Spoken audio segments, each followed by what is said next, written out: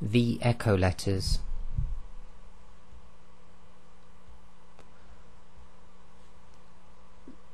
So we're going to start with the topic of what is the echo letters and what causes this thing called the echo.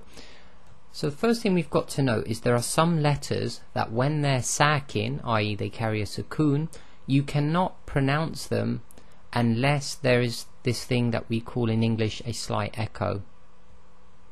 Now the echo itself is caused by having to release the two organs that come together to produce the sound of the letter.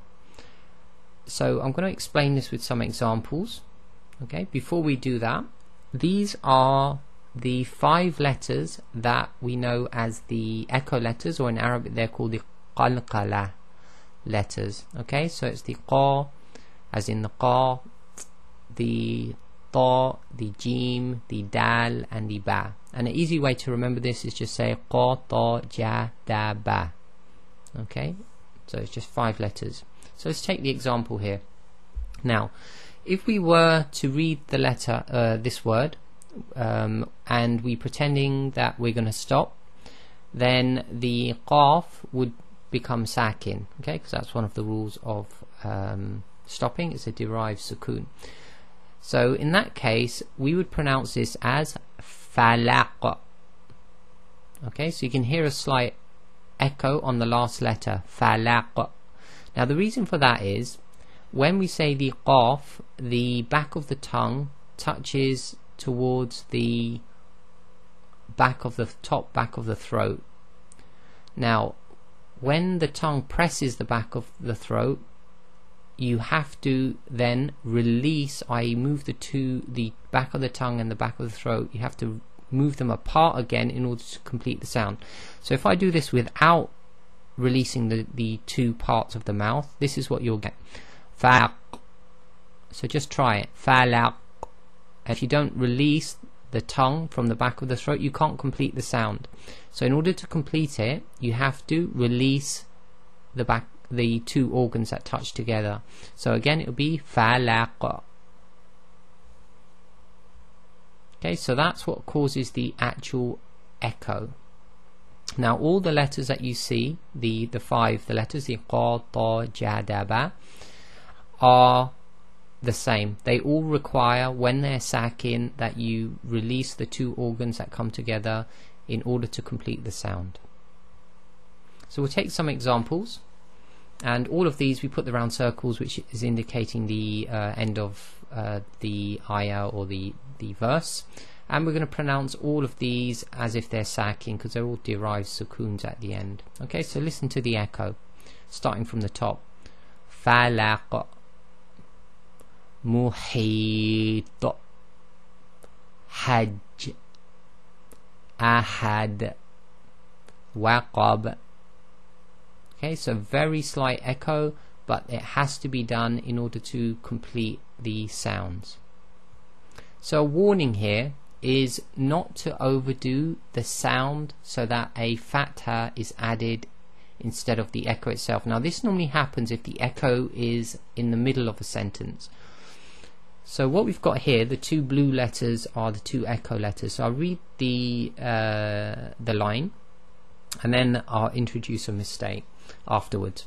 So it's fi jidiha hablum min masad. Okay, so the one we're going to concentrate on is hablum. Now with the ba, we have an echo because it's sakin, but what you've got to be careful on is, or careful with, is the echo on the ba is not overdone. So what we don't want to do is say habalum, because once you say haba, you've introduced a fatha on the ba. It's got to be very quick and short. Habalum min masad. So I'll do that line again properly. So it's fi jidiha habalum min masad. Okay, so again the warning is do not overdo the echo. The echo, try to keep it literally to as much as is required to get the sound out. So keep the release of the two organs as quick as possible, otherwise it turns into the sound of a fatha. Now the strength of the echo itself, so normally when you do the echo, as we've just seen, it's quite quick, like falaq. Okay, but however, when the echo letter itself is doubled, i.e. when it carries a shadda, then we have to hold it a bit longer. So let's look at some examples to explain this. So the first one here, we'll just recite it, and the ba at the end does not carry a shadda. So let's listen to the length of the echo. وَامْرَأَتُهُ حَمَّالَةَ الْحَطَبِ. Okay, so nice and short, just enough to do the echo without introducing a fatha. Now with the next example, we've got a shadda on the ba. So same ba, stopping again, but listen to the difference. Tabbat yada abi lahabin wa tab. Okay, so what happened is, just normally as we do with all letters with the shadda, you have to hold it for about 1.5 counts. So we do the tab, hold for 1.5 counts, and then do the release, which causes the echo. So it's wa tab. Okay, so the reason for that is if you did not hold it for that about that 1.5 count, you don't know there's a shadda there, and you've effectively changed it to the example as we had at the beginning. So if we didn't have the shadda, it would be wa tab, but we have to say wa tab.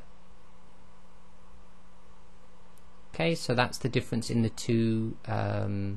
It sounds like a difference in the strength, but really it's holding the shadda a little bit. Okay, and that covers the echo letters.